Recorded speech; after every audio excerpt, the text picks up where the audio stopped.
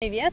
Все-таки долго думала, стоит записывать видео с пляжа или нет, потому что я понимаю, что шумно, понимаю, что шум волн всех отвлекает, но потом думаю, ну я же живу в этом красивом месте, вообще собираюсь рассказывать, как я отпраздновала свой день рождения в одном из вообще самых таких красивых хипстерских, хиппи, не побоюсь этого слова сказать, месте мира, плясывала там на песке, и что я буду в офисе вам записывать. В общем, ну, шум волн, извините, немножко шумновато. Короче, день рождения.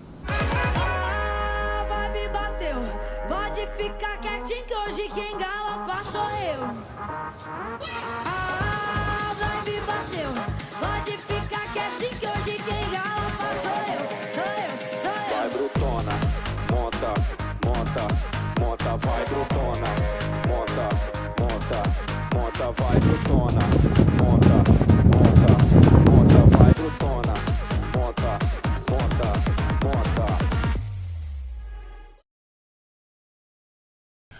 Значит, я и так уже, как вы видите, живу в городке Кумбука. Это такой милый городок на севере Бразилии, такая, знаете, совершенно рыбацкая деревушка, вот одно из тех мест, которые стали популярны, потому что его обнаружили кайтсерферы эти неладные, вот они будь обнаружили, значит, понаехали. Совсем еще недавно тут мирно себе рыбаки рыбу вылавливали. Но тут тоже выяснили кайтсерферы всякие, вингфойлеры, постоянно дует ветер, ну все то же самое, что рассказывала видео про Аргентину, что вот никому место не было интересно, а тут кто-то случайно заехал и видит, что дует ровный постоянный ветер постоянно, такой, о, надо ехать, потому что вот мы все любим кататься, надо мной сейчас прям кайт летит, сейчас за день.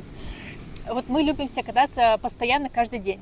Так вот, поэтому в Кумбука мы приехали на месяц, и я думаю, ну хорошо, вот как раз в декабре будем праздновать тот день рождения, потому что, ну, в принципе, вы мило видите, я сижу на пляже, все так красиво.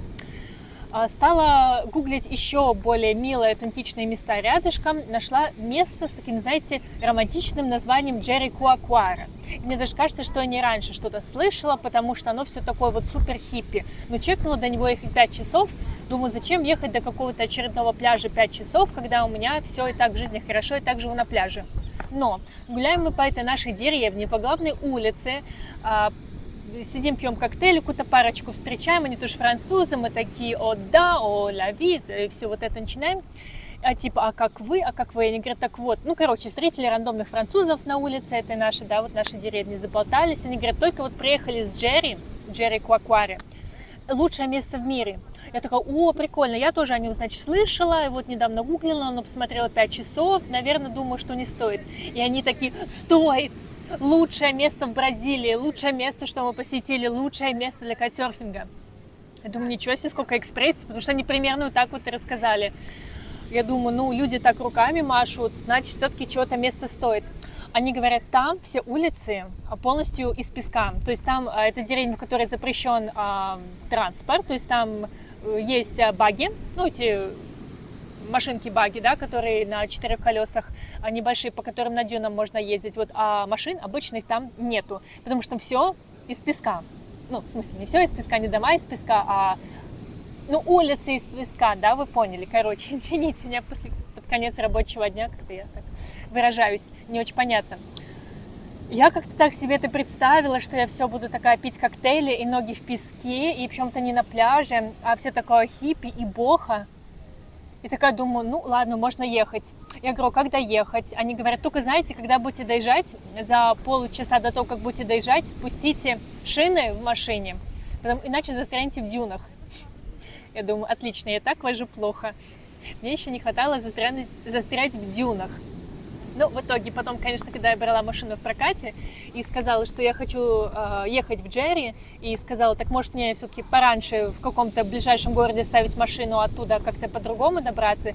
И мне прокатчик сказал, да, именно так ты и сделай, потому что мы, в принципе, не разрешаем на наших машинах ехать по песку, у нас навигатор, и если ты поедешь на нашей машине по песку, то мы тебе не вернем депозит. Какой-то там был нехиловый депозит. Я говорю, ну окей, ладно, всем будет лучше, что я не буду там заниматься тем, что я скачиваю воздух из шин, чтобы проехать по дюнам. И как впоследствии убедилась, это было очень верное решение, потому что я видела застрявшие тачки в песке, а на баге, на которой мы из этого прибрежного города Прея доехали до Джерри. Это было удивительно веселое приключение, ехать на огромной классной баги с огромной музыкой, с колонок. В общем, это было само еще приключение, так что если соберетесь, не стесняйтесь, оставляйте машину в каком-либо близлежащем городке.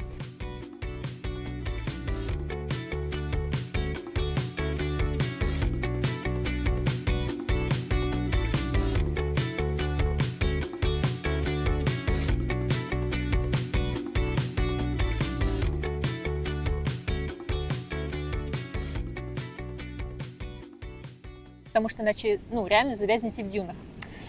Так вот, это я уже, значит, забежала вперед, потому что, как вы поняли, мы все были тогда втроем. Я, мой бойфренд и его брат, который тут с нами тусит. И мы все как-то это услышали, вдохновились. И такие, на песке танцевать, да, хотим. И мы все решили туда поехать, хоть 5 часов в одну сторону многовато, и не прогадали. Короче, ребята, я на самом деле просто сделаю нарезку видео, чтобы вы просто посмотрели, вдохновились этим духом, этим вайбом. Но я вам просто скажу, как человек, который много где жил в красивых местах, знаете, там на Карибах, я видела очень красивые острова, и, знаете, не просто как туристка приезжала, я вот там прям жила, тусила с местными, танцевала на всех этих красивых белоснежных пляжах, и я вам могу сказать, как эксперт, что Джерикоакуара одно из самых хипстерских и веселых и классных мест, где можно танцевать реально босиком на песке, и где действительно все улицы только из песка, и это еще не самое туристическое место. То есть, да, ты видишь, что уже там достаточно хорошо развита инфраструктура, там не очень дешево, не очень дорого. То есть там есть и выбор хороших ресторанов, и выбор очень симпатичных отелей, но при этом не то, чтобы, знаете, Канкун. Там все еще достаточно много местных. В принципе, мне кажется, все-таки большинство людей, которые там находились, были португальцы. Извините, бразильцы. В смысле, португальская речь слышалась постоянно. Еще мы сделали вид, что туда все еще в большинстве случаев ездят местные. Это хорошо, это значит, что место все еще хранит местный вайб. Это классно. Конечно, европейцев, особенно французов, опять их несчастных, тоже было много.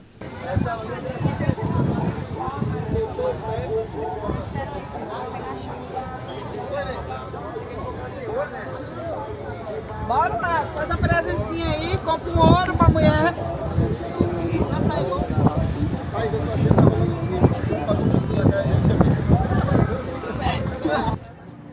Просто ослик пришел на середину тусовочной улицы. Котики, ослики. Какие красивые коктейли. Как стильно. Так, тут живая музыка. Песочек постоянно под ногами. Все, тут можно ходить босиком.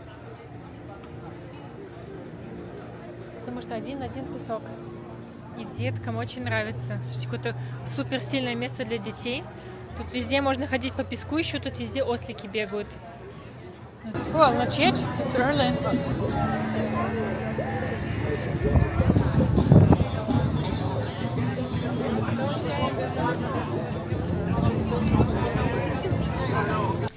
Я могу по таким ассоциациям сравнить Джерри, как мы будем называть теперь это место, только с Хольбешем. Хольбеш – это место, это тоже небольшой остров в 3-4 часах от Канкуна. Это остров, на который никакие ферри не приплывают ни с какими туристами, да. Так выглядит остров Хольбеш. Здесь запрещено передвигаться на машинах.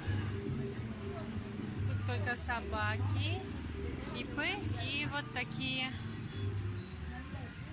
местечко. В отличие от всех остальных островов, которые расположены возле Канкуна, там Исла-Мухерес, всего вот этого, да, то есть ничего такого. Хольбеш — это тоже место, куда ты можешь приехать только на ферри, на, как называется ферри по-русски, на пароходе, пароход, на ферри, вы поняли. И там тоже запрещен транспорт. И это реально райские места, потому что, я говорю, я же тоже живу сейчас как бы на курорте, но одно дело, когда ты все-таки оделась, пусть даже ты там вышла в паре, но все равно на ножки ты какие-то тапочки одела. А в Джерри ты выходишь, знаете, окунулась в своей резиденции в бассейн, почилила на шезлонге, опустила ножки вниз, ничего не одела и так и пошла. Не знаю, как вы, а для меня это такое ощущение свободы, ходить по всему городу босиком, и безопасно ходить, да, все в песочке. Это очень классно. И сидеть в ресторанчике песком, ну, причем, знаете, не только на пляже, а потом, когда все равно одевать нужно шлепки, а это именно атмосфера того, что все под ногами из песка, тебе вообще не нужны шлепки с утра до вечера, да, не только на пляже. Везде. В магазинчики заходишь босиком, в ресторанчики заходишь босиком. В общем, я как человек, которого такая, знаете, большая взаимосвязь с телом, я вот люблю все про свободу, мне прям очень понравилось.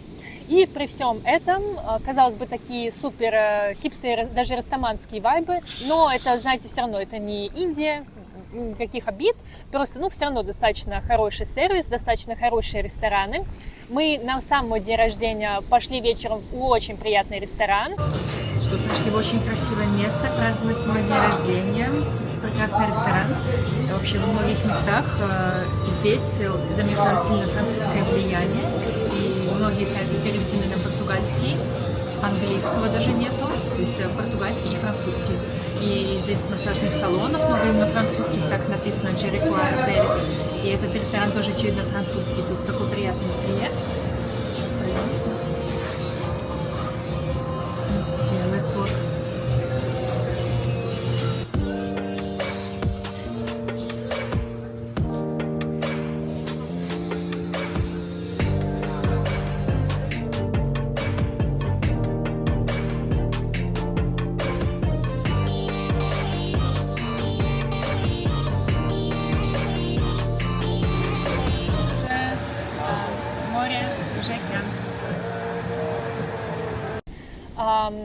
Французская кухня, вид шикарный на море, то есть хорошая подача. Ну, слушайте, когда я говорю хорошая подача, это не могу сказать, что просто бразильцы как-то очень сильно умеют в сервис, но вместе с аргентинцами, да, я на самом деле об этом думала. Мне кажется, что в Латинской Америке они просто за чил, а мы в Европе за сервис. И ну, например, нам 2 раза приносили шампанское, да, бутылку шампанское, и только в первый раз его принесли, подошли, чтобы разлить по бокалам. Ну, а дальше как бы сами. То есть все, ну, как принято, приносят ведерки, казалось бы, французский ресторан. И вот мы выпили наш первый бокал, что наполнили. Он же обратно поставил ведерко. Мы вот сидим, ждем. Извините, воспитанные на парижских ресторанах сидишь, ждешь, когда все-таки тебе бутылочку достанет официант и наполнит бокалы. Ну, посидев минут 5, мы поняли, что официант к нам не подойдет примерно уже никогда, только в следующий раз принести блюдо. Поэтому стоит расслабиться и наливать себе шампанское самостоятельно. Достаешь из ведерка, обтираешь, ну, мужчины разлили. Ну, это к тому, что сказать, чтобы сервис был ну еще понятно, там был ветер, и все свечки на столе постоянно задувало, и нам приносили красивые блюда, и их было сложно разглядеть, потому что уже было достаточно темно, свечи задуло, то есть официанты тоже там, причем там было не очень много людей, достаточно много официантов, но они как-то не смотрели на нас, не замечали, что мы сидим в темноте, и что блюда мы какие-то пытаемся разрезать, знаете, в темноте, под шум волн, и такие, пытаемся привлечь кого-то внимание, принесите, пожалуйста, свет, и мы не очень видим свое мясо, да, ну, окей. Но, кроме этого, короче, я тусила вот 2 дня подряд, вот просто нон-стоп. И это было классно, потому что там классные бары, там классные рестораны, там танцуют прямо на улице. Все, о чем я мечтала, все там и случилось, да, там именно так и происходит. И приносят колонку, там выступали вот в воскресенье, в сам день моего рождения, какой-то местный, очевидно, певец какой-то популярный, потому что там танцевали на улице, причем, ну, это реально было видно, что все бразильцы, то есть понятно, что иностранцы там не умеют так выражать открыто свои эмоции в танцах на улице, но бразильцы танцевали, это было очень классно, да.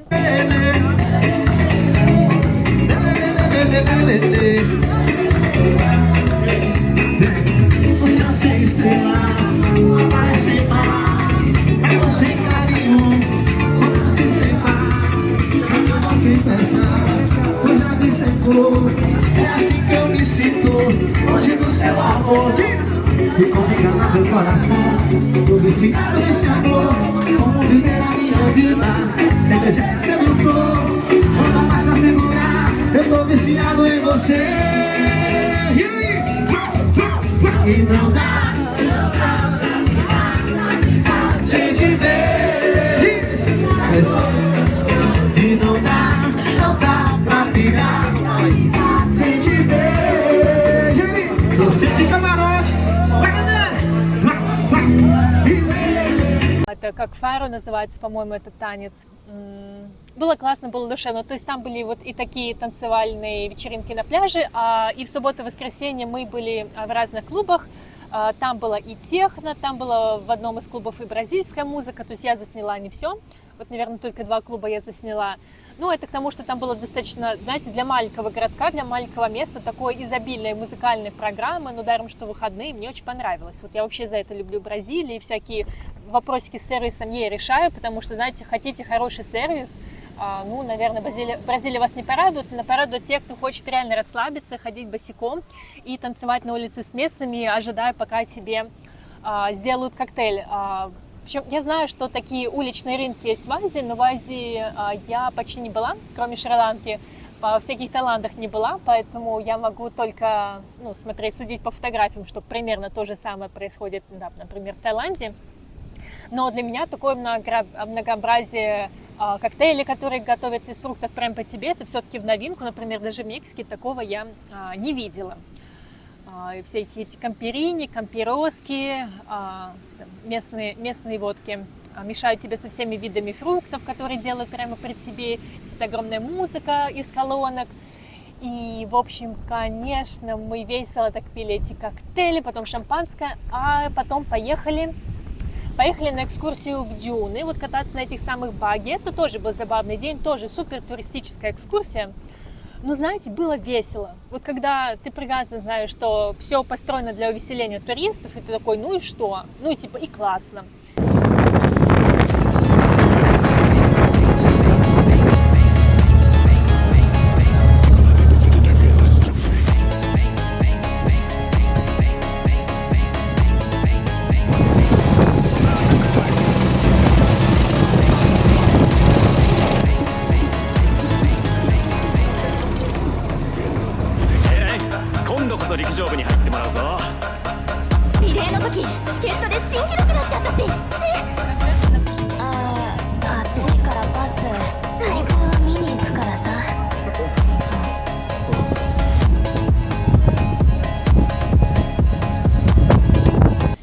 Потому что были достаточно интересные развлечения. Например, среди этих дюн они создали искусственные лагуны и сделали, например, из них горки.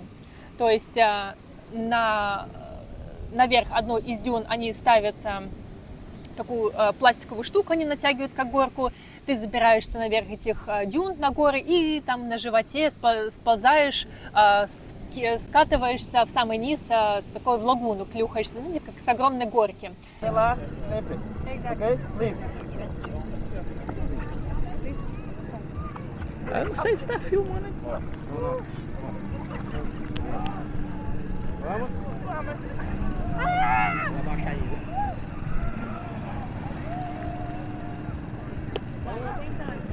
Только с песка.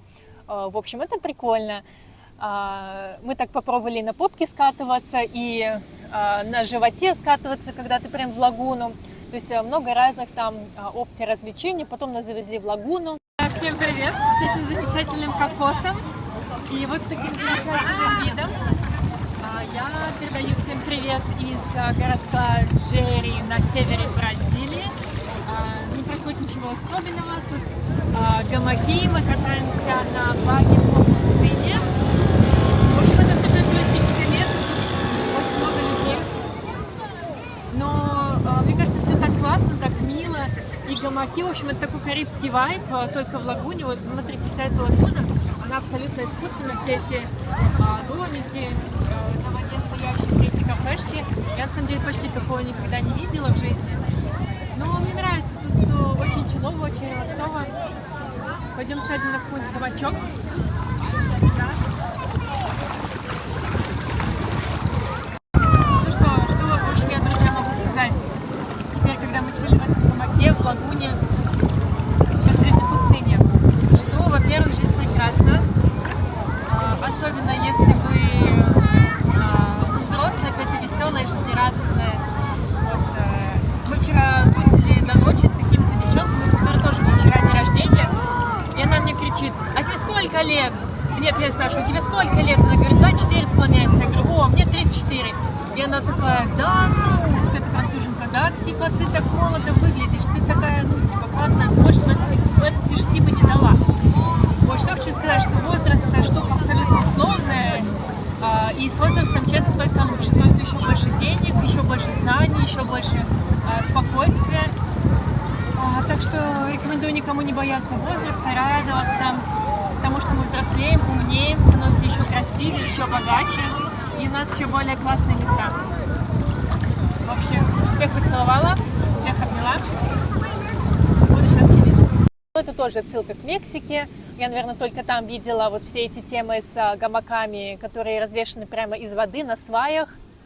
Ну, кто был, тот знает, что это отдельный вид наслаждения, еще когда играет легкая карибская музыка, и заказать себе коктейльчики, валяться вот именно, знаете, в таком гамаке, не в обычном гамаке, который между деревьями, а вот который из воды, да, на этих сваях, но это просто лучше. Ну, другое дело, что вода в лагуне не такая голубая, как на Карибах, поэтому если хотите все-таки, ну, самых постановочных этих вот с голубым, с бирюзовым Карибским морем, то, конечно, все-таки рекомендую Хольбош, потому что Бразилия, да, это, ну, не Карибское море, это все-таки это океан, и в самом океане такого не поделаешь, потому что, ну, тут слишком большие волны, вот, ну, а Мексика тогда, да, это вообще, не зря я там все-таки жила 4 года, это, наверное, самый расчеловый, самый красивый, самый инстаграмный, самый богемный вариант. Ну, может, еще на Мальдивах такое есть, но я не была. В общем, подытоживая, экскурсии на багги, коктейли из фруктов, которые тебе делают прямо при тебе на улице, хорошие рестораны с красивым видом, и все это босичком, и все это в красивых платьях, огромная музыка из колонок, музыкальное сопровождение везде, отовсюду, со всех сторон. Офигенно классные ребята, мы познакомились за эти 3 дня, 3 неполных дня, что мы там пробовали, просто, мне кажется, с половиной города. Я встретила 2 девочек, которые одна праздновала день рождения 14-го, вторая праздновала день рождения 15-го. И со всеми мы там друг друга поздравили. И это было так классно, весело, душевно. То есть там все максимально идут на сближение, на общение. Там, ну, вот очень много свободы, очень много кайфа. Мы офигенно расслабились. Кто-то расслабился так хорошо и так отлично оттянулся, что обратно я вела машину полностью одна. То есть если туда мы ехали напополам Адриан и я, чтобы, ну, там каждый не сидел 5 часов за рулем, ну, тем более в Бразилии никто из нас никогда не водил, то обратно вела машину одна я. 5 часов я рулила по этому, ну, по неплохой трассе, но у меня, конечно, были вопросики, конечно, было тяжеловато, да. Но вот, кстати, тоже интересно, что, знаете, вот прошел такой слом, что вот, ну, мне прошло день рождения, и на следующий же день я села выполнять для себя какую-то сложную техническую задачу, я имею в виду вести машину, да, 5 часов. Для меня это сложно, и в Бразилии это еще более сложнее, и вести там, не останавливаясь в новой местности, это втройне сложно. Короче, мне было сложно, и то, что мне пришлось это сделать самостоятельно, и то, что мне получилось, ну, окей, я сделала одну ошибку, она мне там встала в 100 баксов, я задела, когда выезжала, зеркало, и от него отвалилась эта крышка. Короче, ну вот мне выставили уже счет, я надеюсь, что моя страховка покроет, я уже там сделала заявление. Короче, на 100 на там, 100 евро мне там сказали покрыть ремонт. Но anyway, то есть, если учесть, что я реально плохо вожу, то, что я делалась на съемной машине там всего каким штрафом 100 баксов, меня порадовало, что вообще это смогла, да, что у меня получилось, причем самостоятельно. А вторая вещь, которая же сразу произошла, как только я поверила в свои силы в плане вождения, да, то есть какой-то технической части, на следующий же день, 17-го, когда мы были уже здесь, в Кумбуку, и когда я уже, ну, вот у меня был очередной урок моего вингфойла, и мне тренер говорит, типа, все, у тебя уже хорошо получается, будем стараться вставать на фойл. А я все никак не могу понять, что значит встать на фойл, я там должна что-то нажать. Он говорит, нет, ты будешь разгоняться, и ты сама встанешь на фойл. Он просто сам поднимется над водой. Я такая, ну это не точно, ну типа и так страшно, что еще будет подниматься. Короче, если вкратце, у меня получилось. То есть я начала так разгоняться, что я почувствовала, как фойл меня поднимает, и я приподнялась первый раз, ну, в этом спорте, в этой жизни над поверхностью воды, да, где-то над метр приподнялась на этом фойле и так проехала. Я, конечно же, сразу же испугалась, сразу же упала, отпустила там этот парусник. Это уже был конец урока, поэтому успех не удалось повторить. Но к тому, что вот у меня это получилось. Я думаю, что когда ты внутренне поняла, что там ты повзрослела, не только, знаете, плюс год, а еще как-то эмоционально стала старше. Потому что я знаю, знаете, что водят все. Вот все водят, и то, что у меня одно из немногих какие-то вопросы с этим, проблемы. Я уже думаю себе, да, Анна, ну реши ты проблему, ты уже взрослая женщина. И вот то, что, да, мне удалось решить вопрос, немножко страх свой преодолеть вождение. Плюс на следующий же день все получилось с фойлом, из-за которого я тоже ныла, что он мне не подходит, это от спорт, потому что он тяжелый, не могу, а тут просто тренировалась и просто получилось. И, для меня это были классные такие показатели, что я молодец. Вот, что, значит, не зря я как-то так хорошо отпраздновала, так, какие-то мне силы, энергии придало это место, что я смогла разобраться сразу же в следующие 2 дня дня рождения с какими-то своими 2 достаточно большими страхами, связанные с техникой, с вождением. В общем, вот такие открытия, вот такой день рождения. На самом деле, я поняла, что я за всю жизнь справляла день рождения где-то в 9 разных странах. Я считала перед этим день рождения. Я в Беларуси, понятно, много справляла, в Питере, в Мексике, в Италии. 4 года назад, когда мы в первый раз познакомились с Андрианом, мы поехали встречать мой день рождения в Албанию. 3 года назад мы были в Грузии, в Тбилиси на мой день рождения. 2 года назад, то есть в прошлом году мы были в Барселоне на мой день рождения. Кстати, тоже было очень мило. И вот в этом году в Бразилии. То есть, в принципе, я, очевидно, люблю в каких-то разных местах праздновать день рождения. Но от чистого сердца могу сказать, что этот был вообще один из самых кайфовых, самых лучших за последние годы. И мне вообще очень понравилось. Наверное, потому что много танцевала. И хотела сказать, много пила, но я немного пила. Я просто пила хорошие коктейли. В общем, все. Да, дело в том, что много танцевала. Да. В общем, не стесняйтесь инвестировать в свой день рождения, старайтесь придумать что-то особенное, что-то классное, потому что реально день рождения – это большой праздник. Не будьте теми скучными людьми, которые говорят, что день рождения, ничего особенного, пойдем в рестик. Нет, старайтесь придумать какую-то вылазку. И даже если вы живете и так на курорте, постарайтесь поехать в какое-то еще более интересное новое место. И отлично отдохните. Обняла.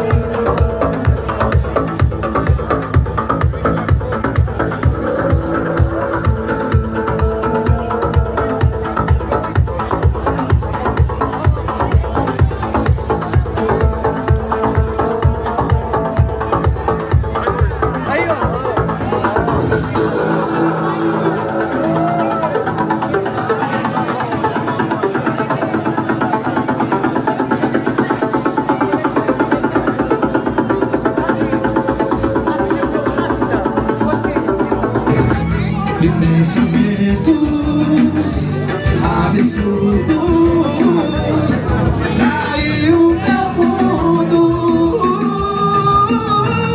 ainda tá sentindo a falta de você. Eu tenho simplesmente que seguir e diz, vai. Essa é uma chave pra me fazer feliz. E quero tudo aquilo que você não quis. E sempre tem valor o meu amor.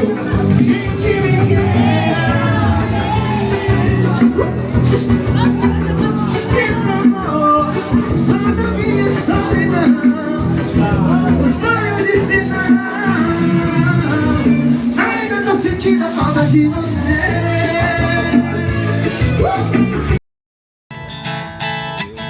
Papai, não quero provar nada. Eu já servi a pátria amada. E todo mundo cobra a minha luz, a minha luz. Oh, coitado, foi tão cedo. Deus me livre, eu tenho medo. Morrer despendurado numa cruz. E eu não sou besta pra tirar onda de herói. Sou vacinado, eu sou cowboy. Cowboy fora da lei. Durango Kid só existe no gibi. E quem quiser que fique aqui, entrar pra história com você.